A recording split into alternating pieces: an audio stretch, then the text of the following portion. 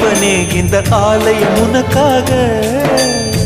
வானில் ஒரு புயல் மழை வந்தால் அழகே என்னை எங்கனம் காப்பாய். கண்ணே உன்னை என் கண்ணில் வைத்து இமைகள் எனும் கதவுகள் அடைப்பேன். சத்தியமாகுமா? நான் சத்தியம் செய்யவா? தொடு தொடுவெனவே வானவில் என்னை தூரத்தில் அழைக்கின்ற நேரம்.